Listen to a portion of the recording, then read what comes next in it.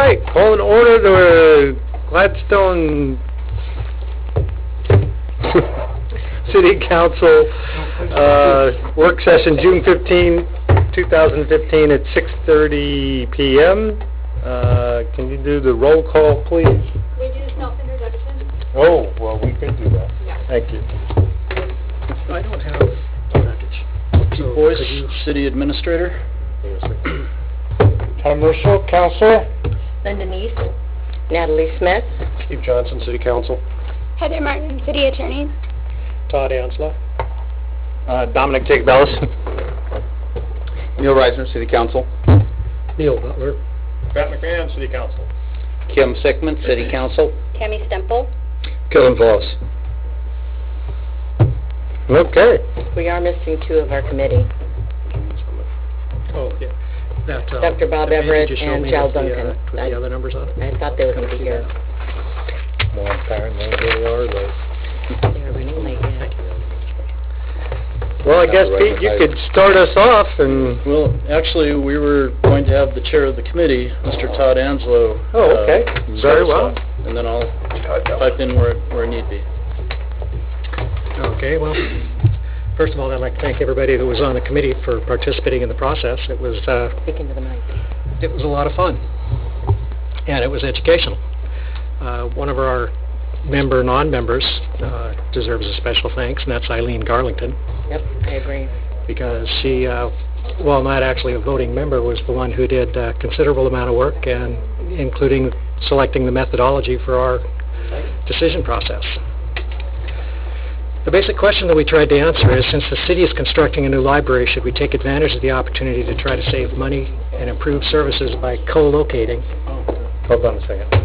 All right, so can you guys just introduce yourself into the mic so we know everybody's here? Mr. Duncan, please. My name is Jal Duncan, and yours isn't. And I'm Bob Everett, and I'm on the committee. No worries. Sorry. Start us over again, or start us wherever you left off. The question that we tried to answer is, since the city is constructing a new library, should we take advantage of the opportunity to try to save money and improve services by co-locating a new city hall and/or a police station? To answer the question, we looked at the facilities of other cities to see how they worked and what would work here in Gladstone. We toured facilities in Lake Oswego, Milwaukee, Tigard, Sherwood, West Lynn, and Gladstone. And we compared the financial commitments required by each alternative, the economies of location, and we even included a little bit of parking consideration. On May 1st, we created and discussed some charts listing all the pros and cons of each location, or each alternative, and ranked them accordingly. The results, which I thought would be on the wall today, aren't, but... They're in your packet. It's the City Hall, the next third page. Okay. City Hall Police Department combined.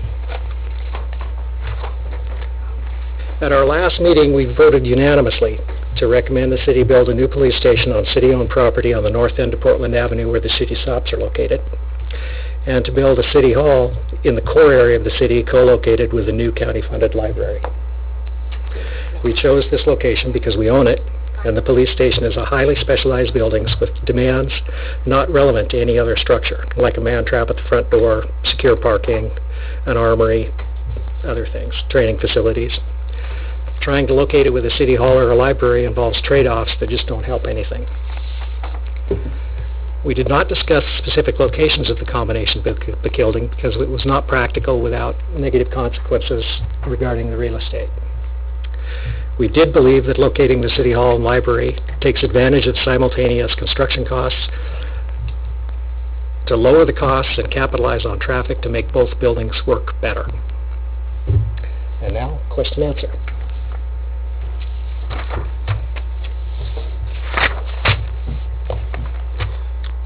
So the recommendation to move the police station down to the Public Works, so what happens to Public Works?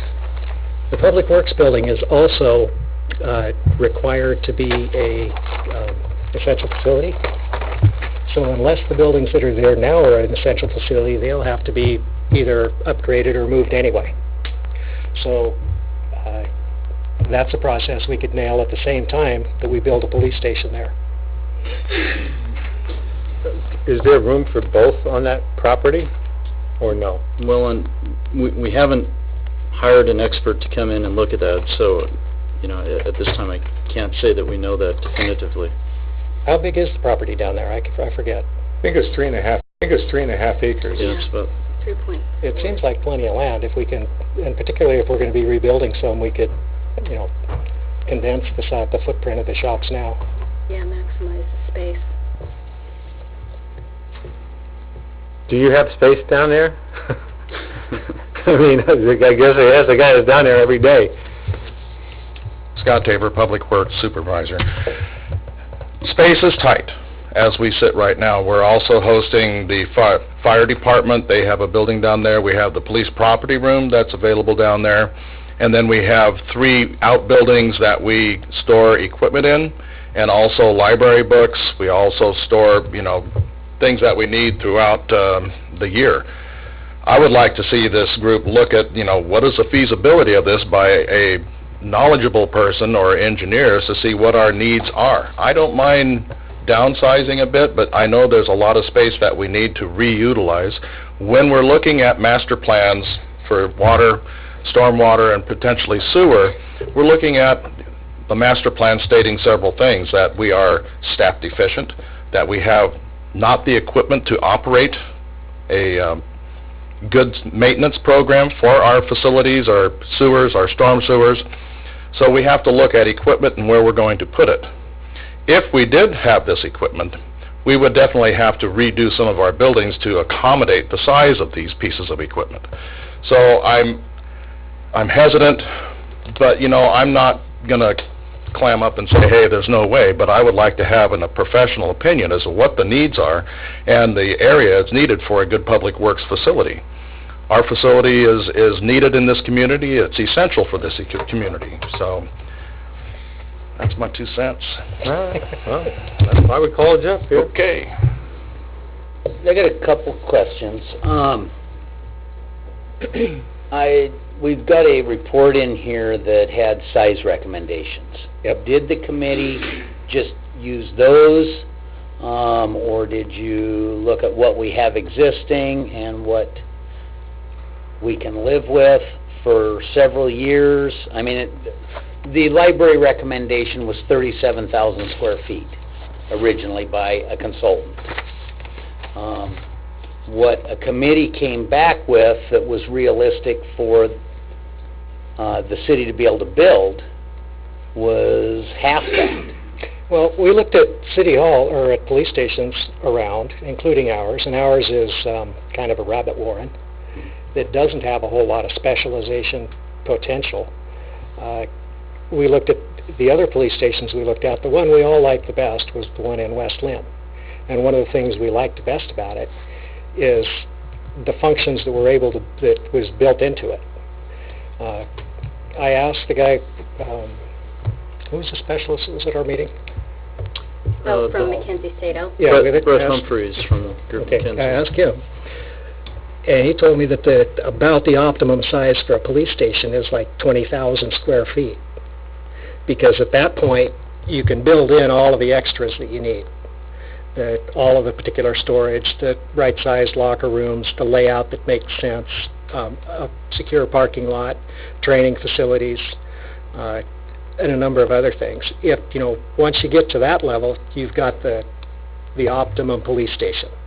Below that, you're making trade-offs.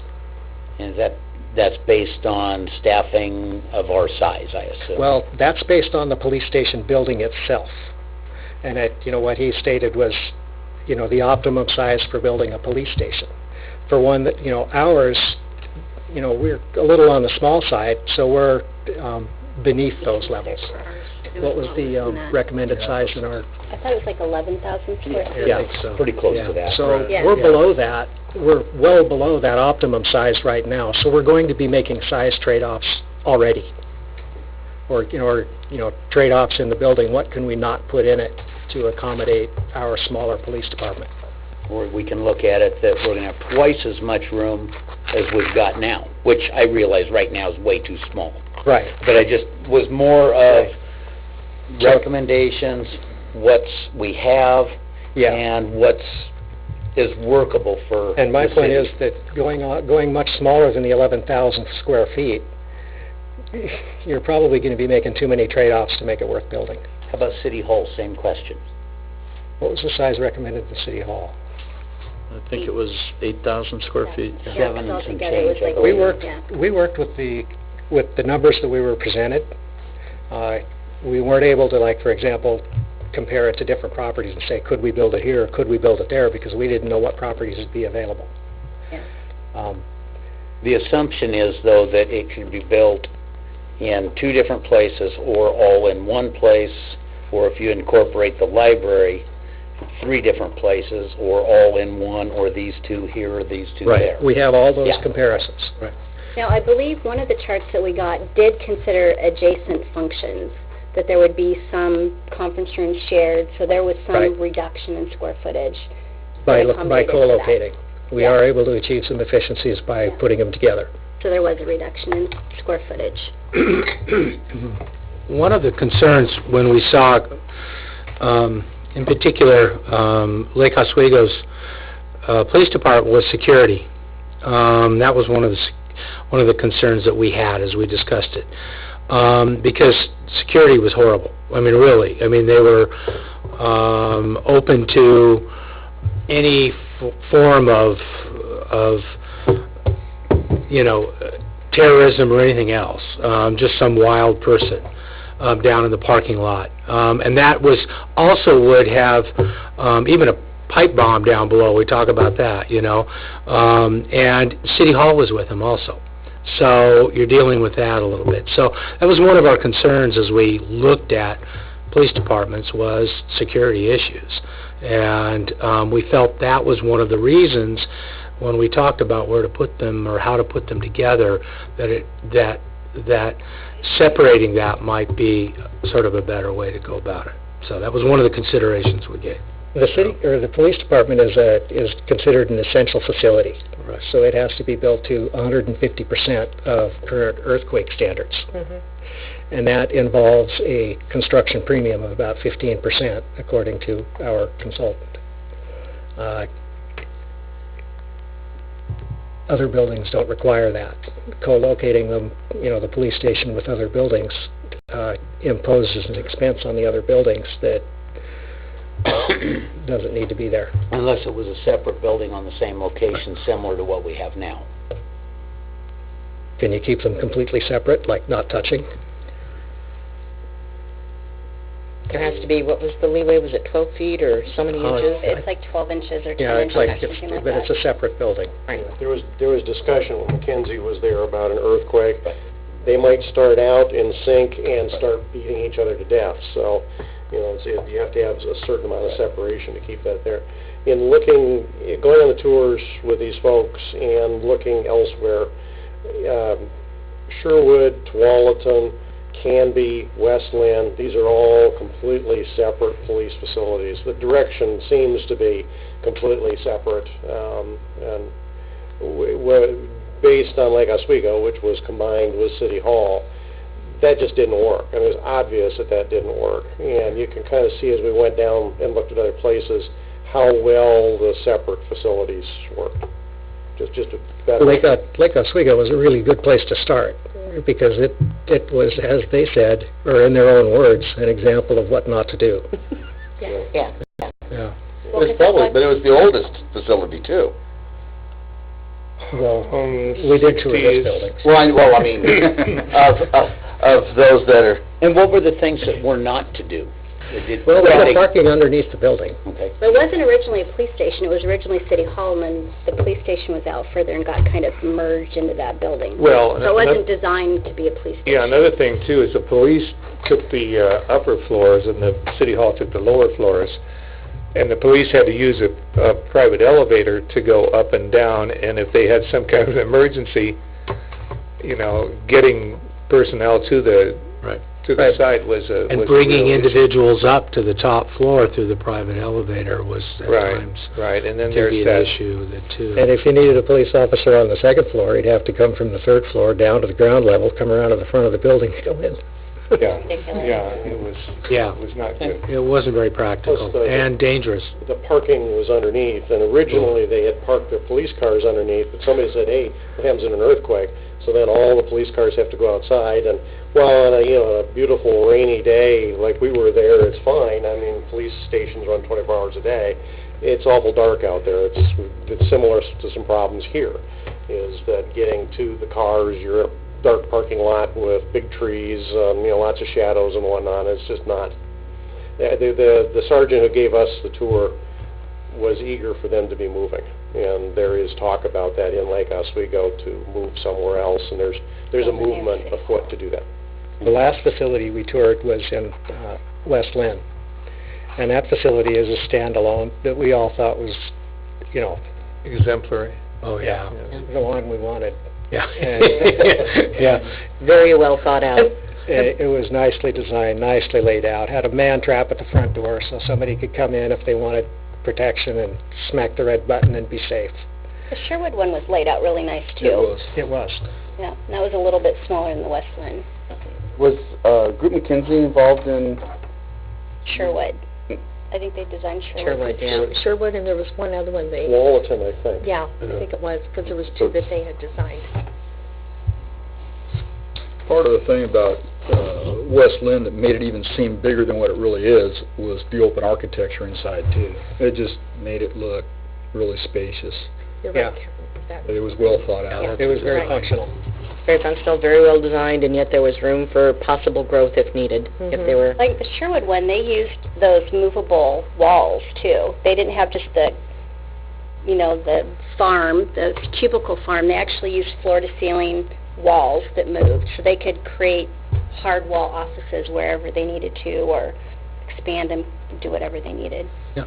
And one of the issues that we talked actually a fair bit at as we discussed how to combine them together was that we just felt that City Hall and the library would be a good mesh together, share a common entry type, main entry, number of meeting spaces could be combined, easy access back and forth. Also, it gave, because people would be coming into the library on a regular basis, it was a way to sort of communicate, we felt, things that might be happening in the city in reference to City Hall a little bit better also.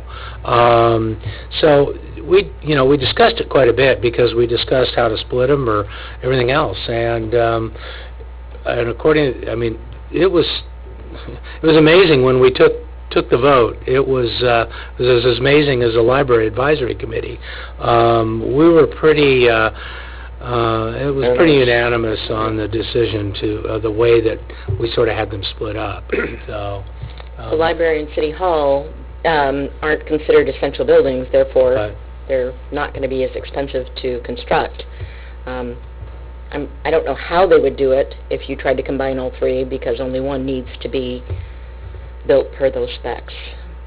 So I've talked to a couple of friends that are in law enforcement that have worked in both, where the City Hall and police station were together, and then also in it with another city where they were in two different locations, and both of them have said that they preferred it being where the police department was separate.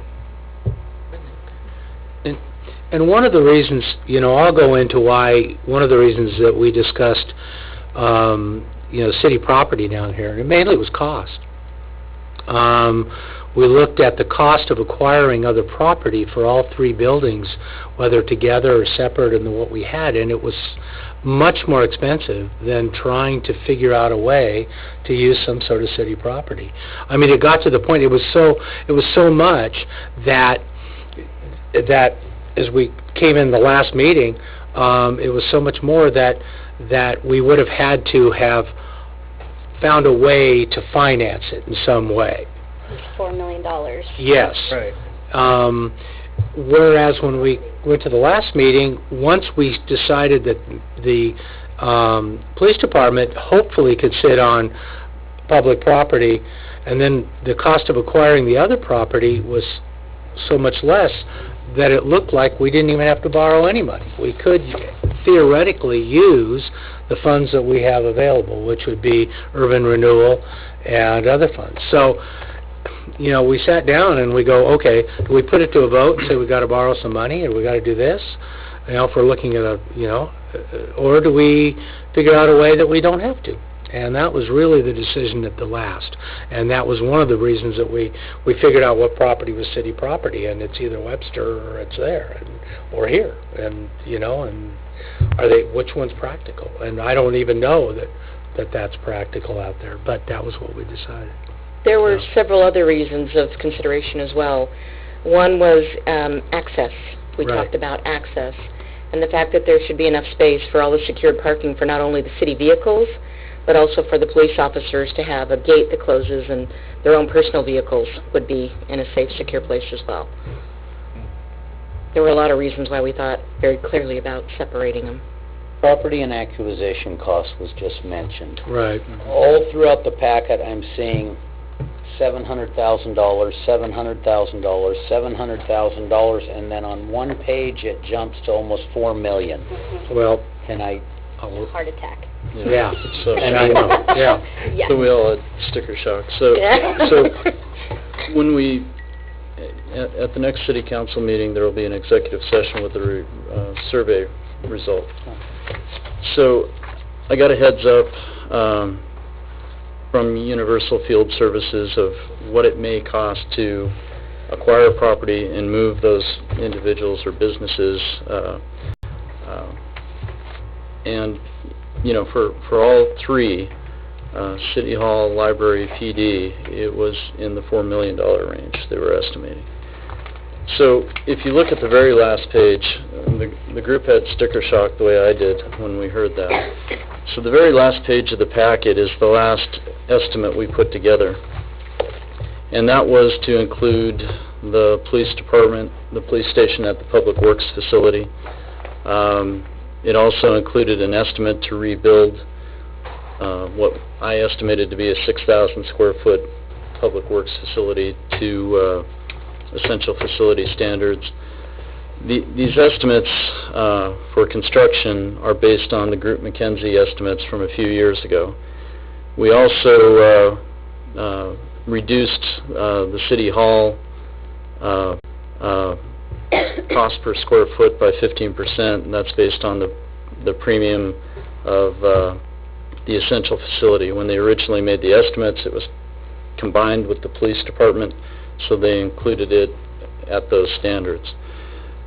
So bringing everything together, not including the library, because the library is funded with library district revenues, so just looking at city and urban renewal costs, we have the project amount at about $5.5 million, and that's estimating that half the property, considering that we're sharing the library with the City Hall, we're talking, my assumption was we would stack those to make the best, or reduce the amount of property we'd have to establish. The library would have to pay for half that cost, estimating about $1.3 million. The library would pay about $666,000, and the city would have to pay the other portion. So the estimate is basically $5.5 million. The second group of figures are estimates of cash we have on hand or will have on hand in the future. And again, that's predicated if the urban renewal boundary is amended to include whatever site we choose into the project, and we amend the urban renewal plan to include the project. But right now, or as of March 2015, we had about $4.8 million in the urban renewal fund. Every year it brings in approximately $840,000. You see fiscal year 2016 and 2017 estimated revenues. State revenue sharing could also be used at $886,000. So it brings total revenues or total cash that we would have on hand by 2017 to $7.4 million. So that leaves cash over expenditures of about $1.9 million. So that's how those estimates came together. Again, they're based on Group McKinsey estimates from a few years ago. We're using the low estimates. They looked at 2 sites, the current site for the City Hall and Police Station now. That was the higher of the 2 estimates because they included underground parking, and they also provided an estimate for the Webster property. That was the lower of the 2 estimates, so we went with that low number. Again, there are some site development costs on that site, but we're trying to be conservative, so we stuck with that low number. So, any I'm even questions? more confused now. Okay. Sorry. No, it's okay. The City Hall and Police Station estimated property acquisition and relocation cost is $1.3 million, a little over. Right? Right. Okay. Then you come back here, Looking at the and they formula. say less the library portion of the property, which is $1.3 million. So if you add this $1.3 million to the other $1.3 million, you still don't reach $4 million. No, and again, these are estimates. So with the $4 million figure acquired from Universal Field Services, that estimate, the $1.3 million represents basically 1/3 of the $4 million. Looking on the last page, you see the estimated property acquisition relocation at $1.3 million. We're making some assumptions here that if we stack the City Hall and the library and consider making some changes to the parking code, we're talking about trying to locate both facilities on that same square footage of land. And that's why we stuck with the $1.3 million. To reduce that, the library district funds to pay for the library will pay half of that, and that's why you see the reduction of the $666,000. So there are some pretty big assumptions in there, but that's how we came to that Well, number. I think the $4 million is probably the biggest assumption that I have issue with, because I question, I've seen some numbers, and it wasn't for entire blocks, but pretty much take any block on Portland Avenue and just figure the street front properties. And it's on the tax rolls, which we know that properties valued at higher than what the tax rolls are. But it's about $500,000 to buy the street frontage on any one block. So even if you figured you paid them double what it was on the tax rolls for, you'd be at $1 million. Then you got some relocation costs. Maybe you need a little more property than that. But the $4 million, I just really question. And as City Council gets more information about the property and what the estimates are, that can change the numbers. So, but it sounds like a lot of their decisions during the process, or towards the end of the process, were based on, oh my God, $4 million. yeah, you're right. We need to completely rethink this. Really? No. Okay. First of all, our logic, and particularly like my little presentation at the beginning, didn't include any numbers at all. We just talked about the logic of the buildings. Right. You know, which buildings go together and provide some kind of synergy. And, you know, we thought, well, putting the police station with the library is kind of a non-starter. And it is. I understand that. The police station is the way to build the best police station that we can is to build it by itself in a location that's not in the center of town. And you can look around, you can see other cities that are doing that too. Canby, Tualatin, you know, Westland. everybody. Yeah. If they're building one, that's the logic that they're choosing. Mm-hmm. And I don't think that that's based on purely on economics. It's based on the use of the building and the trade-offs that you have to make if you don't do that. And just to give you an idea, Kim, for Westland, they paid $8.5 million for their police station. And they went over budget. And they went over. It's a beautiful facility. And really, what the trade-off would be is, okay, if City council gets the numbers on property and thinks, okay, it doesn't make sense to put it at the public works site, you'd reduce the dollar amount in there for rebuilding a public works facility and put it towards property. So, it may or may not be in the ballpark. You'd have to... The decision to split them and how to put them together was never, ever based on money. Okay. It was always based on the logic. We didn't know. It was only sort of at the end, the last meeting, as I say, where we looked and we thought, well, what's one way that maybe we could save some money, and that was to be put it on Public Works. But we felt strongly about how we divided them up in that way, okay? So if whatever the money comes out to. But that was what we felt. It was not the fuel that made our decision. Okay. Yes. We went through two different processes, the one that Eileen had and the one that is an LB one, to figure out, and they both came up the same in the sense to have them separate, with the pros and cons. Yeah. So the $4 million was... I intentionally did not go to those meetings for this reason.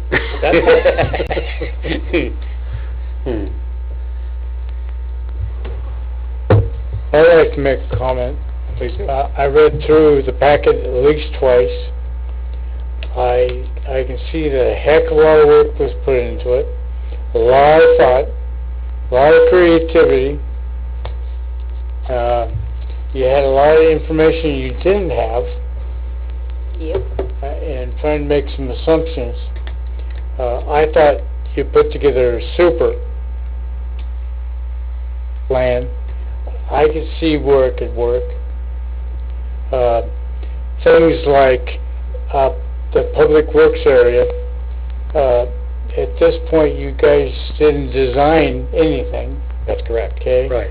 So, if you tried to plop a police station in the center of public works, I can see that be, wow, you can't do that. Right. Okay. But if you think of, and the design team will think of ways of putting that building in there, whether it be 1 story, 2 stories, 3 stories, or whatever, and the rest of the area being thought of the same way, which we haven't talked about cost, but Public Works may need some redesign to be put in that, and I would think that the two, in fact, it makes a lot of sense, because part of the police station is already down there. Yep. So, to me, with the limited time that you guys had to do this, super job, and I can see how your vision seems to work. So, good job. Thank you. I have a question for Kevin. Yeah. What's your opinion on moving the police station down there or having them together? Having which together? Everything together. Everything together? I don't think it's a good idea. I could see maybe the police station and City Hall. There's parts of me that like Tigard, because the City Hall and the police station are right next to each other. Their lobbies are adjacent but separate, if that makes any sense. Like a big foyer. And it's kind of like a one-stop shop kind of thing. But especially after seeing West Lynn and Sherwood, having it separate is a lot better. Okay. A lot more secure. Was Lake Oswego and Tigard, where the officers are having to carry their equipment out to their cars in unsecured lots. Mm-hmm. And you've got armfuls of stuff, and you don't know who's coming out at you, lots of shadows. And Lake Oswego is the common visitor parking lot. That's where they park. How's the Police court... station. I'm sorry, go ahead. How's the court system play into working with the police department? I don't think any place we went that the officers said it was a big hindrance to have to. I mean, it's convenient if they are co-located, the court and the police station, but it's a convenience thing only. Okay. Lake Oswego was really slick, where they had one big room, and they had a divider in the middle where half of it could be court, half of it could be city council, or opened up if they had more people. It was really nice. It was an excellent shared space. Yeah, Yeah, it was. really excellent. Yeah, just turn the chairs around. But that was City Hall court without police. Right. Right. Well, the police were in that building. But we could do that same thing at City Hall. And that was one thing we thought about in separating them, is to be able to accommodate with police cars, to have security, have a gate, a fence high enough, so that people couldn't just go in anytime they wanted. And if you had somebody that escaped out of a car, they were locked in because the gate, they wouldn't be able to climb the fence. So, it needs to be an area where they can have a very secured area. Another thing we felt about combining the City Hall and the library was that you would be putting a new building, a nice building, on Portland Avenue, and that would increase the value of the property around it, just by its being there. And then as the City Hall's needs would grow, or the library's needs would grow, they could share office space. Some office space could be given up for one thing and taken for another between the two. And then the people coming and going are not dealing necessarily with the police department and what's going on there. They're not, there's no intermixing the elements and that sort of thing. It's not really the same crowd. Not really the same crowd, no. And it just seems like it would be a more pleasant place to be that way, is what we were thinking. Sherwood is the library. I didn't like how you walked in through the library to get to the City Hall. but it was library, and then the court clerk people, and then the courtroom and council room, and then all of the city services were upstairs. And it was really nice. They had some great shared spaces with tables and big boards, and it was really nice. Inexpensive. That one was crazy expensive, but we wouldn't have to Don't think we need one on that caliber with, No. 30 feet ceilings? Yeah. we don't need with that. custom themes. They got a little carried away. Yeah. It looks pretty. When this process started, I was absolutely convinced that all three facilities had to be together. And Me from too. watching these folks work, and from the tours, and from the investigation they've done, I now know that that's incorrect. I mean, it's pretty obvious that police just does not fit with these other services very well. And that, to me, is an indicator that these folks did good work. Because, as some of you know, it's hard to change my mind. I get stubborn about some of those things. So they've done really good work, and I think that the direction that they've picked is correct. Oh, I didn't know we could sway. I hate to be the only guy that talks. Huh? Any other questions? I have one for Dominic. I wasn't on the committee. I know. But coming from your background and a large committee, do you have any thoughts on relocating, like they're talking about, Camby's has moved theirs to the edge of town, and Tualatin moved theirs. I mean, do you have any thoughts on location of the department based on geographical area in your past? No, I mean, I think they can build it and they'll come. They'll find the police station to turn in complaints, and And if they don't come, we always bring them.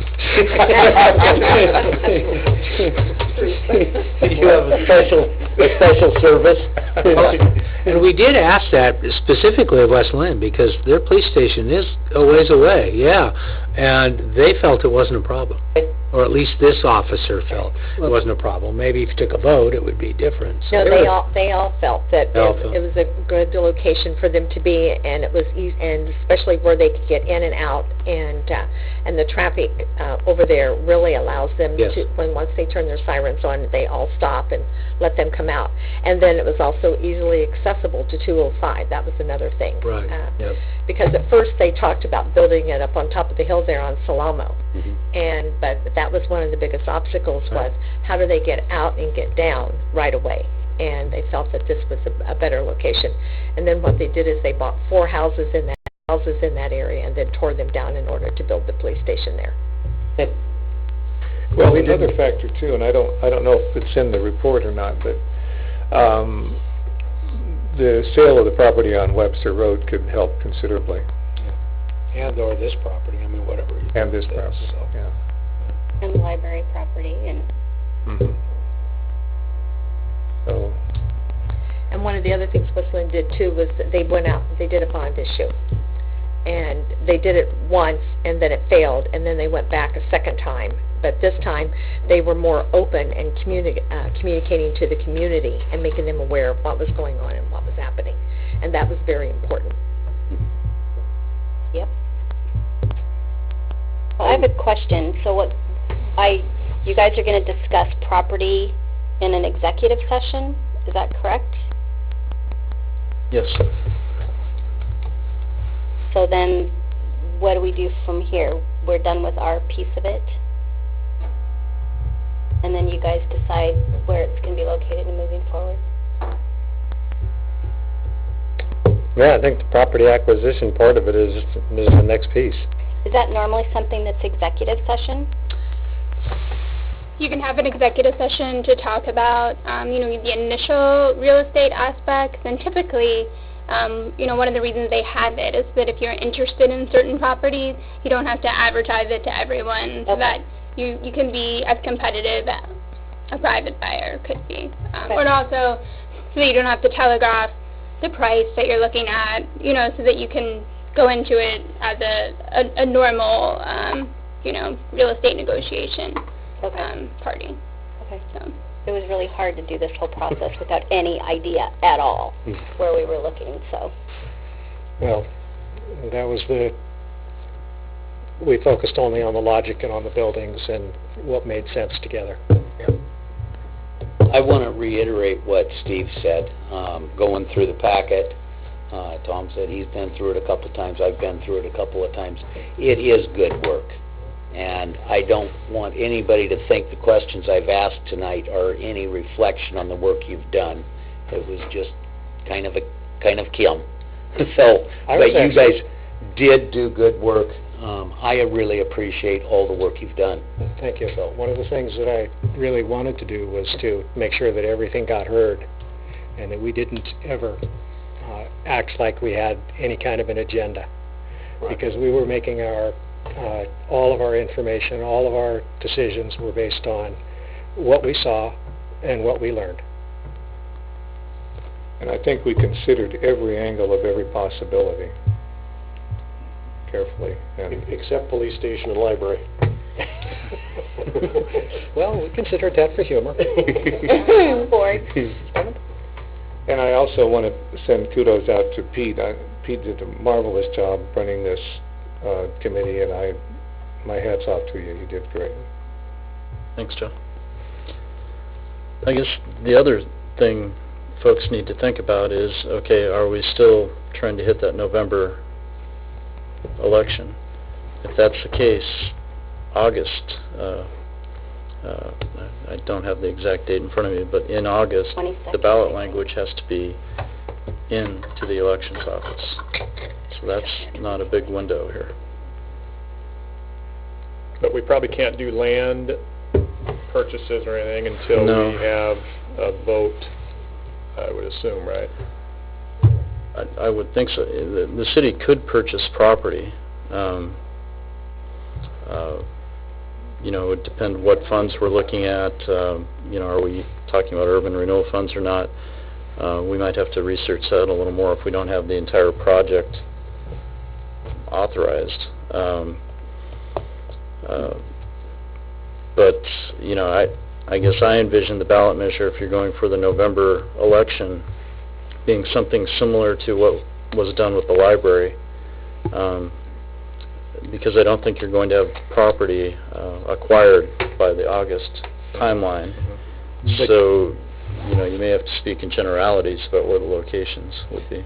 The other thing you could do, I believe, would be you can have negotiated and a property purchase agreement based on passage of the ballot in the election.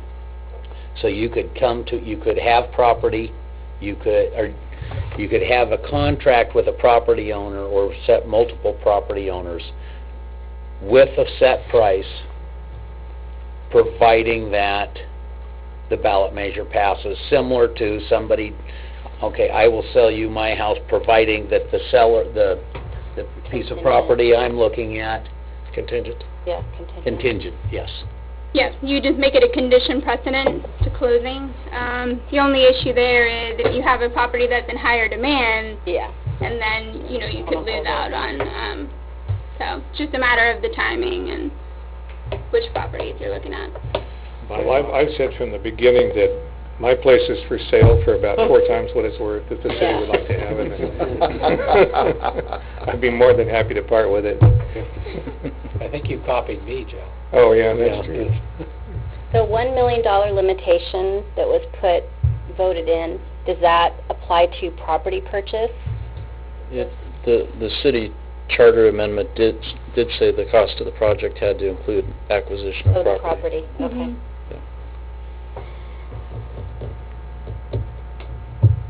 Any other questions? Oh, are we not, you can't speak at a work session, I don't think. Public? I don't think so, Joe. No. It's up to you to decide if you want to allow it. Generally, we don't allow it, but it's at the discretion of the mayor. You're welcome. Throw him under the bus. You're welcome. Well, you get paid the big bucks. Come on up. Malachi. So I just had a question. So you Name mentioned and address for the record. 730 East Gloucester Street, Malachi Delholt. You had mentioned that the estimate was based on Mackenzie's price, but everybody seemed to like the West Lynn property, which they weren't involved with. And I was wondering, have you guys considered having whoever architected that place give a scaled down estimate, if you guys all liked it so much better? But it was That was really... $8.5 million and over budget, so I don't know if I'd want to talk to them. I was just wondering if you guys liked it so much better, maybe it'd be worth asking them. Well, and we might recommend it if they ask us. Yeah. We didn't, but we were just making a decision based on, using it as a tour site and making our recommendation based on the things that we learned. Yeah. Again, funds weren't a major, we were concerned about it only because of the ballot measure, really, and would the city look favorably or unfavorably upon it. So funds weren't really totally discussed in that manner then too. And we really, I don't know that we really had the time to be able to get somebody else in to analyze something to sort of figure out what our needs may be. And we didn't, it cost money, so. Everybody, anything else? Anybody? All right, well, hey, folks, thanks for the work, I appreciate it, and it was a lot of fun. It was an honor serving with We'll sign up all for of the you. next committee then, John, we'll get something else It was going. an honor here. serving with all of you. I would like to thank everybody personally for participating. Please Thank tell you all. Eileen thank you too. Oh, believe me. Her contributions were significant. I know. Yes, It's yes. interesting Too bad she couldn't have been here tonight. Well, I actually wanted her to give the presentation tonight, but she was unavailable. I know, she can be. All right, folks, But you did a good that's job. the end of the joint work session. Thank you, again, appreciate it. So the public understands, we'll go into executive session where the public will have to step out, but then we'll reconvene after that, so the public can re-enter the room at that point. You guys all get that? We're going to executive session for a little bit, and then you're welcome to come back in. So it's going to be closed for probably, I don't know, 20 minutes, 30 minutes, maybe at the most. Maybe longer. But come back. Okay, well, we are back in we are in regular session. We were in work session earlier. This is Gladstone City Council. It is 8:04 p.m. Item on the agenda for this portion of the meeting is the appointment of a interim city administrator. I will entertain any motions. Which one did you want first? Well, I think we need a motion to appoint an interim city administrator. By specific by name or just? Yes. Okay. I would make a motion that we appoint Ross Schultz as our interim city administrator. I'll second that. A motion was made by Councilor Johnson to appoint Russ Schultz as the interim city administrator, seconded by Councilor McMahon. We will open for discussion. I just want to thank the subcommittee for the long hours and legwork that they did this last week to gather all the information, talking to different people, and I know it took a lot of time. Thank you. Thank you. I appreciate it. Thank you. We are going to open this up. Anybody want to make any statements from the public? We're going to forego the cards today because of the short notice, so you're free to speak. No takers? Okay, we had a motion to appoint Russ Schultz as this interim city administrator, was seconded, and now we're going to do a roll call vote. Councilor Mercer? Yes. Councilor Johnson? Yes. Councilor Sigmund? Yes. Councilor McMahon? Yes. Councilor Reisner? Yes. Mayor Jacob Ellis? Yes. Okay,